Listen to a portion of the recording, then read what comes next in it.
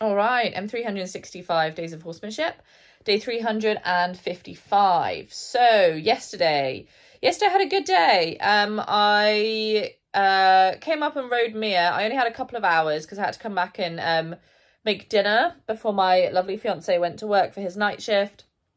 So I came up, tacked up Mia and had a really nice ride, actually. I was kind of a bit loosey-goosey, not really sure what I was going to do, but based off the last few sessions where I had one session where she made a bit of a counter offer with the Liberty, and I kind of wanted to give her the opportunity to do a Liberty warm-up again and not end up in a place where she was kind of having to tell me that she wanted to do that. And I think I did quite well with that. I did my normal kind of walking warm-up that I do just quickly before getting on. And then I ended up, when I went to bridle her, there was quite a bit of sort of like moving around of her head. She wasn't quite there, wasn't quite connected with the process. So instead of pushing through that, I just took everything off and went, let's do some Liberty. And that I think was really nice because we then did some Liberty, just practiced some circles. Managed to get some trot circles and then a canter circle on each side, which was very cool because the time before that we'd only got the canter one side because I'd never had it before. Certainly I'd never had it in a way that was calm and where she didn't leave. And so I managed to get the canter both sides, just like stick to me Liberty circles at like a medium distance, just working on trotting until there's that better feeling where the ear comes forward or just a relaxation. Like I'm just looking at the whole body. If things are really tight, then I'll take a really small thing, just like an ear flick. But I'm now getting to a place where sometimes she's kind of ear flicking even just as she's going around. And so then I'm kind of just waiting for things to holistically improve. I'm just looking at the whole horse and I'm just going, when is that moment where bam, now it's better? And then it's like, oh, beautiful, let's quit there. And that seems to be going really nicely. I do think that the approach of quitting when it's better is creating more and more relaxation and more willingness to work and a much more open mindset from her and a much more willing mindset. So I'm really happy about that. Then I went over and did the bridling, which was absolutely super after that. So I was really happy with that because obviously there's always this worry in the back of my head, I think, because I've kind of been like all my life sort of, I've felt like, you know, if they start like misbehaving during something, if you let them get away with that, they'll do it again worse next time. And actually finding that if you stay connected and you make a counter offer and you come back to it at a better time, actually finding that it's better for both people is really just exciting to me because that's like, it's kind of like magic because it's like almost like not what I expected. It's like surprising. Oh my God, like how exciting that it's getting better, you know? And I don't even have to like get in an argument about it. I don't have to like dominate. I don't have to be like, well, I've said we have to put the halter on, so we have to do it whether you like it or not. You know, I don't have to do that. Like if we end up in an argument, all I need to do is say, I'm noticing this is a bit tricky for you. Let's try something else for a while and come back to it. And actually that's okay. And that if it's done right, that actually when you come back the next time, it will be better. Like that's a massively exciting lesson for me. That's really exciting. So yeah, so I did that. That was all good. Hopped on and yeah, just started working on the rail. I found she's got quite wiggly about the trot recently. Really interesting. Like I remember when I used to ride her, and I'm talking, you know, like back 2 years ago maybe. And then certainly when I first started riding her again most recently, I found that my difficulty was with the stop button, not the go button. I didn't have any difficulty with the go button. In fact, I had quite a lot of go, quite a lot more go than I perhaps would have wanted. And actually found that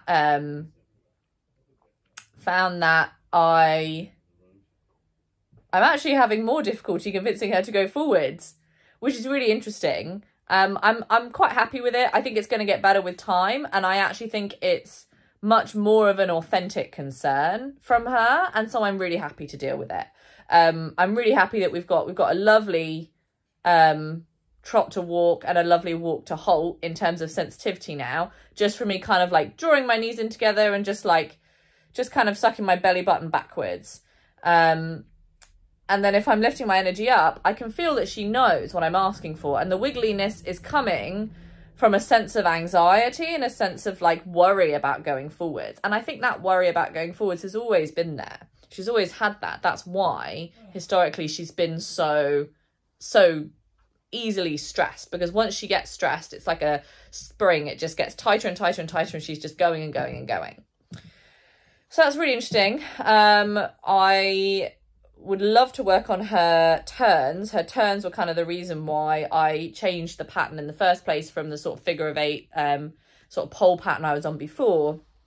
But I've realised that I don't actually know where I want my body to be. And I think that I need to work out where I want my body to be so that I can be consistent when I ask her for the aids. Because I think if I get that consistent, if I really focus on my body and where I want to be, then I can back that up and be really clear with an effective amount of pressure. Because I think I'm really realising recently as well that if I ask for something with dominant pressure, and I know what I'm asking for and I'm confident that I'm in the right place, actually the kindest and the best thing to do is to escalate those phases quickly until she understands what it is that I want.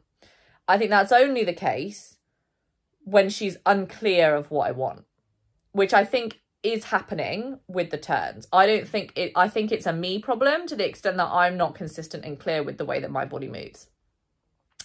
If, like with the trotting, she knows what I want, but there's an emotional barrier, she's anxious about it, that's the time when I feel like actually I need to set it up and I need to wait. And I feel the same way actually with the contact.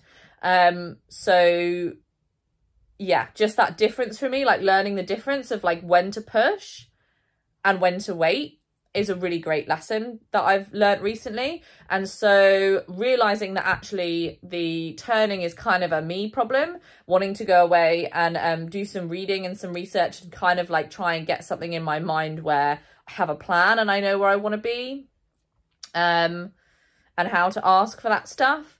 I have actually just ended up working on the rail and just working on those transitions up to trot, and then doing some work on picking up a contact in walk and then just picking it up one time just in the trot, because I'd like to start working on the canter, but when I tried it without having any feel on the reins, it's really difficult for her. It makes her stress. She hasn't got her feet in the right place.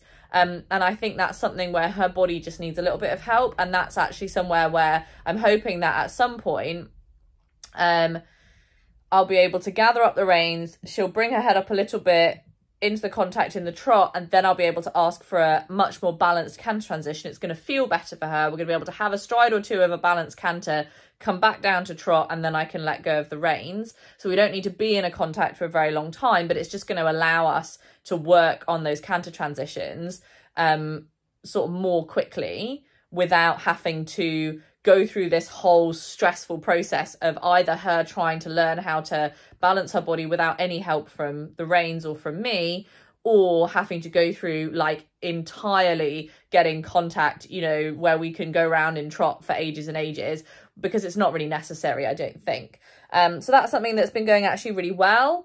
So yeah, that's something I've been working with. And it's, again, like I'm talking about with that pressure, I found that working with the contact, the most important thing is to just kind of really think about where my body is, and focusing on my breath and my eyes, having my soft eyes, being aware of everything, working on my breath, making sure that, you know, I've got my head stacked over my shoulders, stacked over my hips, stacked over my feet, and I'm just really like relaxed, and I just set myself up my position. I'm nice and loose. I'm not trying to like restrain her or change her or move her. I'm just really relaxed and soft, and I just sit there. I'm not putting a lot of pressure on. She doesn't need a lot of pressure. She's not trying to tug me away.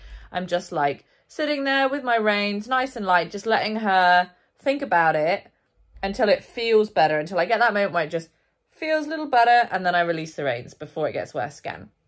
And that has been going really, really nicely. So yeah, so I was really pleased with the session. Yeah, really pleased. Happy to have found something new and consistent to play with.